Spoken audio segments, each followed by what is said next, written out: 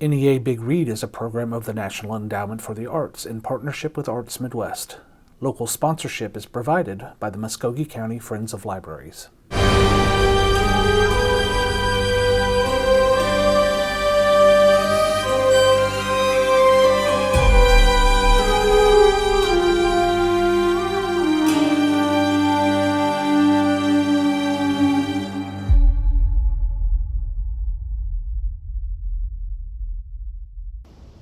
Hi everyone, Lauren here from the Mildred L. Terry Public Library, and this program is called Tackling Isolation, Finding the Helpers. Let's get started.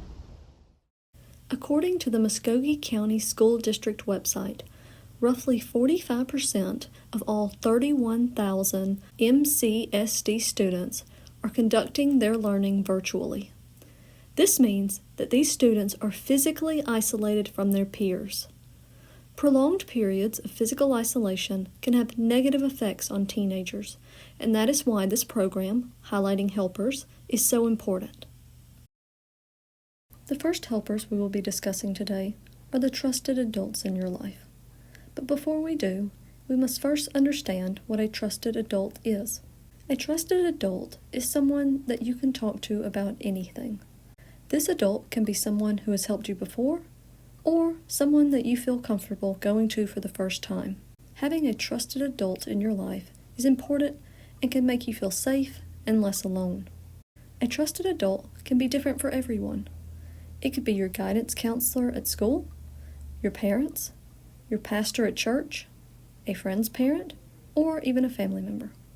Just as long as you feel comfortable talking to them about the ups and downs of life. The second helpers we will be discussing today are friends. Friends add a fullness to life. Friendships are an important part of health and well-being. Just like a trusted adult, you should feel comfortable talking to a friend about issues in your life. Having a few close, great friends is better than having lots of acquaintances. However, don't be surprised that friendships are not one size fits all. You do not have to enjoy everything that your best friend is interested in, and vice versa. Just be sure that they know you are there for them in their times of need. The final helpers we will be discussing today are the online resources.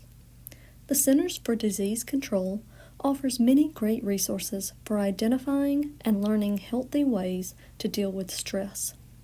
You can see here that they have suggestions, links, and even phone numbers to various hotlines.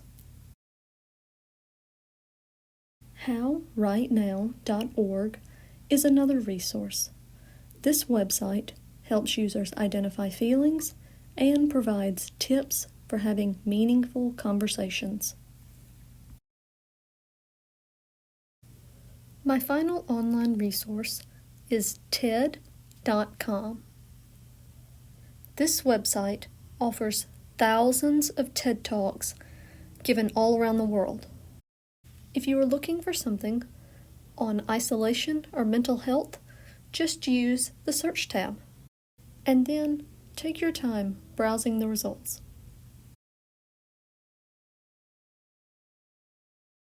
Remember that helpers come in all shapes and sizes, and that includes your favorite authors. Enjoy this interview with CBS This Morning featuring award-winning author Jason Reynolds, as he talks about how it's okay to not be okay. You've been talking to people in this age group. Is what they're saying more of the same of what you've been hearing for the last several months? Absolutely. I think it's an interesting time to be a young person in America because so many of them are in spaces where they normally and naturally would be having experiences that foster a certain kind of growth. And the things that are necessary for you to transition are the experiences that happen outside of your home. And a lot of those experiences have been cut short. I want to turn now to mental health. I can completely relate. I struggle with clinical anxiety, and it's been a tough time, and I think it's important that young people know that we're all different, and the way that our brains are working is different, and that it doesn't make any of us small, it doesn't make any of us weak if you are having a tough time right now. As a fellow person that struggled with mental health, how do you overcome the adversity? It's rough. It can be rough. I've had some terrible moments, panic attacks, things of that nature. And the one thing that's been helpful for me, first and foremost, is the acceptance of it, that I'm going to live the rest of my life with this. It's literally chemicals in my brain that are different than the next person's. And so I've learned over the years how to manage it before an episode actually happens. I just want us to normalize it. It's okay. To not be okay. It's okay to not be okay. And listen, I've done all the things I've done. I've done all those things with anxiety. So there's nothing that can get in your way. For further reading, use the library app or the library's website to look up these books and more. And remember, normalcy will return, as will in-person teen programs at the library. We cannot wait to welcome you back. Meanwhile, be safe, be well, and find those helpers.